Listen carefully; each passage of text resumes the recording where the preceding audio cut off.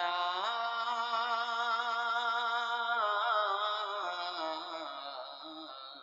ইলাহা ইল্লাল্লাহু মুহাম্মাদুর রাসূলুল্লাহ। সবাই পড়েন সাল্লাল্লাহু আলাইহি ওয়াসাল্লাম। আপনারা সবাই কেমন আছেন? ভালো রাখার মালিককে সব সময় প্রশংসা করব কার? সুখে থাকলে প্রশংসা করব কার? দুঃখে থাকলে প্রশংসা করব কার? এজন্য আল্লাহ তাআলার দরবারে হৃদয়ের গহীন থেকে যতটুকু ভালোবাসা আছে, হৃদয় নিগ্রানো ভালোবাসা দিয়ে সেই মহান রব্বে কারিমের দরবারে, আল্লাহ তাআলার দরবারে একবার কালিমাতুশ শুকর আদায় করছি, আলহামদুলিল্লাহ। দরুদ ও সালাম পেশ করছি বিশ্ব মানবতার মুক্তির দূত, বিশ্ব মানবতার মুক্তির সনদ, যে নবীকে আল্লাহ তাআলা সর্বশেষ এবং সর্বশ্রেষ্ঠ মর্যাদা দিয়ে দুনিয়াতে পাঠিয়েছেন, যে নবীকে আল্লাহ তাআলা পৃথিবীর জমিনে শ্রেষ্ঠ বানিয়েছেন, ওই প্রাণ প্রিয় কলিজার টুকরা নবীর শানে একবার পড়ি সাল্লাল্লাহু আলাইহি ওয়াসাল্লাম। দেশে খুব বেজার মনে হয় নাকি? আপনাদের অবস্থা দেখে তাই মনে হচ্ছে যে খুব নীরব নিবৃতে আপনারা কি জানি ভাবতেছেন আর চিন্তা করতেছেন। একটু জিকির করেন, লা ইলাহা ইল্লাল্লাহ, লা জোরে লা ইলাহা ইল্লাল্লাহ, লা ইলাহা। আর কত চাও শহীদ খোদা, আর কত চাও শহীদ আল্লাহ, আর কত রক্ত এই জমিনে আসবে কবে তোমারি শাসন। আর কত চাও শহীদ আল্লাহ, আর কত চাও শহীদ আল্লাহ, আর কত ক্রন্দন এই জমিনে আসবে কবে তোমারি শাসন। আর কত চাও শহীদ আল্লাহ, আর কত চাও শহীদ আল্লাহ, আর কত ক্রন্দন এই জমিনে আসবে কবে তোমারি শাসন। এই জমিনে আসবে কবে তোমারি শাসন। প্রিয় ভাইরা আমার, বর্তমান প্রেক্ষাপট আর সমাজ আর ইসলামী ইতিহাস নিয়ে কিছু কথা আপনাদের সামনে বলবো, বলেন ইনশাআল্লাহ।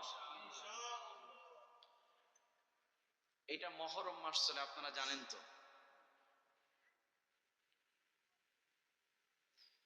10ই মহরম চলে গিয়েছেন। এই মহরম মাসে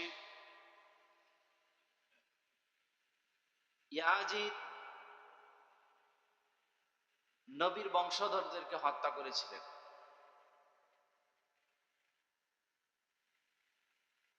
আবার এই মহরম মাসে আল্লাহ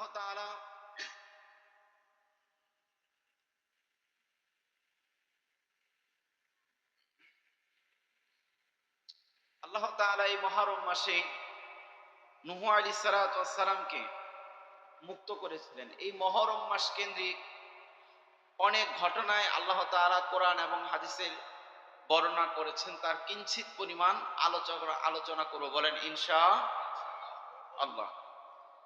তার আগে বর্তমান সমাজ ব্যবস্থা নিয়ে কিছু কথা বলা দরকার।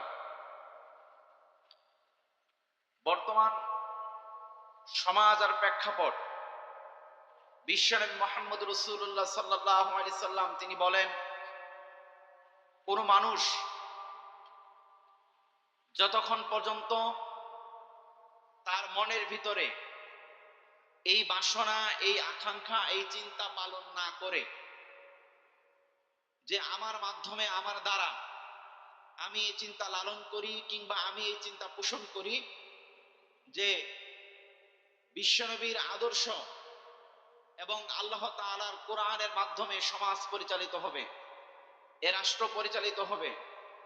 যতক্ষণ পর্যন্ত কোনো মানুষ এই কথা চিন্তা না করবে, বিশ্বনবী মুহাম্মদ রাসূলুল্লাহ সাল্লাল্লাহু আলাইহি সাল্লাম তিনি বলেন যে ওই মানুষ যদি এই অবস্থায় যদি মারা যায়, তার মৃত্যুটা হবে জাহেলিয়াতের মৃত্যু। নাউজুবিল্লাহ বলবেন না? বিশ্বনবী মুহাম্মদ রাসূলুল্লাহ সাল্লাল্লাহু আলাইহি সাল্লাম তিনি বলেন, কোন মানুষের মনে যদি এই চিন্তা যদি না থাকে, মানুষের মনের ভিতরে এই চিন্তার যদি উদ্রেক না হয় যে আমার দ্বারা সমাজ পরিবর্তন করা যাবে আর আমার দ্বারা রাষ্ট্র পরিবর্তন করা যাবে, আমার দ্বারা সমাজ পরিবর্তন করা যাবে, রাষ্ট্র পরিবর্তন করা যাবে, আমার দ্বারা ইসলামী হুকুমত কায়েম করা যাবে, এই চিন্তা চেতনা কোন মানুষ যদি তার মনের ভিতরে যদি লালন না করে, ইচ্ছা পোষণ না করে, বিশ্বনবী মুহাম্মদ রাসূলুল্লাহ বললেন ওই মানুষটা যদি এইভাবেই যদি মারা যায়, বিশ্বনবী মুহাম্মদ রাসূলুল্লাহ বললেন সেই মানুষটার মৃত্যু হবে জাহেলিয়াতের মৃত্যু। আর ওই মানুষটা মুনাফিকের নিয়ে মারা যাবে, তার কিয়ামতের ময়দানে আমি রাসূল তার জন্য কোনো জিম্মাদারি গ্রহণ করব না।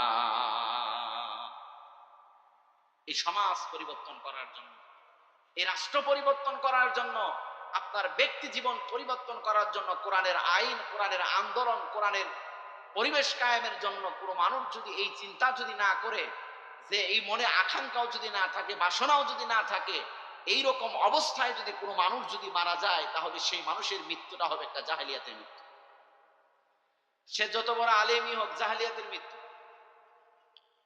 তাবলিগ জামাতের যত বড় মুরব্বী হোক, জাহেলিয়াতের মৃত্যু। এই পৃথিবীর সবচেয়ে বড় পীর সাহেব যদি মারা যায় আর যদি এই চিন্তা বাসনা যদি না থাকে, তাহলে তার মৃত্যু জাহেলিয়াতের মৃত্যু। তিনি যদি কাবা শরীফের ইমামও যদি মারা যায় আর যদি ইসলাম কায়েমের বাসনা তার মনের ভিতরে না থাকে, তার মৃত্যু হবে জাহেলিয়াতের মৃত্যু। এক তিল পরিমাণ ছাড় নাই। তার কারণ ইসলামের জন্য, কোরআনের আন্দোলনের জন্য, দ্বীন কায়েমের জন্য বিশ্বনবীর নাতিরা শহীদ হয়ে গেছেন, বিশ্বনবীর সাহাবীরা শহীদ হয়েছেন। যেই নবীর নামে দুরূদ পড়ো আর মিষ্টি খাও, সালাত বিলাও, যেই নবীর নামে দুরূদ পড়ো, মিষ্টি খাও আর সালাত বিলাও, সেই নবীও ইসলাম কায়েম করার জন্য, দ্বীন কায়েমের জন্য তিনিও জিহাদের ময়দানে গিয়েছেন, যুদ্ধ করেছেন, তার দন্দন মোবারক শহীদ হয়ে গিয়েছে। যেই নবীর উম্মত দাবি করো আর যেই নবীর নামে মিলাদ পড়ো, দুরূদ পড়ো, কিয়াম করো, যা কিছু করো, আমার কোনো আফসোস নাই, আমার কোনো সমস্যা নাই। কিন্তু বিষয়টা হলো বিশ্বনবীর আদর্শ, আল্লাহর কোরআনের এই ধারক বাহক বিশ্বনবী তার নিজের জীবনের আদর্শ সমাজে বাস্তবায়ন করার জন্য বিশ্বনবীর উহুদের ময়দানে তার দন্দন মোবারক শহীদ হয়ে গেল। বিশ্বনবী মুহাম্মদ রাসূলুল্লাহ ইসলামের এই দাওয়াত আর কোরআনের এই দাওয়াত দেওয়ার জন্য বিশ্বনবীর যেই চেহারায় মশা মাছি পড়া হারাম ছিল, বিশ্বনবীর সেই চেহারায় আবু জাহেলের মতো কাফেররা বিশ্বনবীকে আঘাত করে রক্তাক্ত করে দিয়েছে। বিশ্বনবীর নামে দারুন নদুয়া বৈঠকের ভিতরে বিশ্বনবীকে ফাঁসিতে ঝুলানোর জন্য দারুন নদুয়া নামক বৈঠকে তড়ি ঘড়ি করে মানবতা বিরোধী আইন পাশ করা হলো, বিশ্বনবীকে ফাঁসি দেওয়া হবে। আপনারা বলেন তো, তাহলে যদি যে মানুষগুলা বিশ্বনবীকে ফাঁসি দেওয়ার জন্য দারুন নদুয়া বৈঠকে আইন পাশ করতে পারে, আজকেও বাংলার জমিনে যারা আন্দোলন করবে, সংগ্রাম করবে, তাদের গুলি করে বুক ঝাঁঝরা করে দেবে, এটাই তো স্বাভাবিক, এটাই তো স্বাভাবিক আর সত্য কথা। তার কারণ হলো যে নবীকে আল্লাহ তাআলা সর্বশেষ এবং সর্বশ্রেষ্ঠ মর্যাদা দিয়ে সৃষ্টি করেছেন, সেই নবীকে যারা ফাঁসিতে ঝোলানোর জন্য চক্রান্ত করতে পারে, তাদের পেতাত্তারা, তাদের দাদা দাদিরা, তাদের সন্তানেরা আজকে আমাদের সন্তানের উপর গুলি করবে, হামলা করবে, মামলা করবে, এটা হওয়া কি স্বাভাবিক নয়? এটাই তো হওয়া স্বাভাবিক কথা। কিন্তু বিশ্বনবী বললেন, শোনো, বিশ্বনবীর বিজয়ের কর্মসূচি ছিল 4টা। এভাবেই যদি আন্দোলন করো, সংগ্রাম করো, বিশ্বনবীর বিজয়ের কর্মসূচি ছিল 4টা। বিশ্বনবী বললেন যে আমার বিজয়ের কর্মসূচি হলো 4টা। এই 4টা কর্মসূচি মেনে কোনো মানুষ যদি সামনের দিকে পথ অগ্রসর হয় আর কোরআনকে যদি সংবিধান মেনে নেয়, আমি নবীকে যদি নবী হিসাবে মেনে নেয়, আর যদি তোমরা ইমানদার হও, তাহলে তোমাদেরই বিজয় আসবে, এতে কোনো সন্দেহ নাই। তোমাদের বিজয় আসবে, তোমাদের সংগ্রাম সফল হবে, তোমাদের মাধ্যমে আল্লাহ বিজয় দান করবে যদি তোমরা 4টা কর্মসূচি বিশ্বনবীকে নবী, কোরআনকে কোরআন এবং আল্লাহকে বিচারক হিসেবে যদি তোমরা আল্লাহকে ভয় করে যদি মুমিন হতে পারো, যদি এই জীবনের পথগুলো যদি চলতে পারো, তাহলে আল্লাহ তাআলা তোমাদেরকে বিজয় দান করবে। সুবহানাল্লাহ। বিশ্বনবী সমাজ সংস্কারক ছিলেন। বিশ্বনবী যেভাবে তার ব্যক্তি জীবনে তিনি যেমন কোরআনকে কোরআনকে নিয়ে ব্যক্তি জীবন যেভাবে চলেছেন, তেমনি সমাজের ভিতরে সমাজ সংস্কার হিসেবে বিশ্বনবী মুহাম্মদ রাসূলুল্লাহ ছিলেন একজন আদর্শের মূর্ত প্রতীক।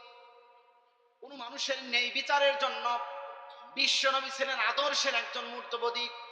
বিশ্বনবী কোরআনের মাধ্যমে বিচার ফয়সালা করে দিতেন।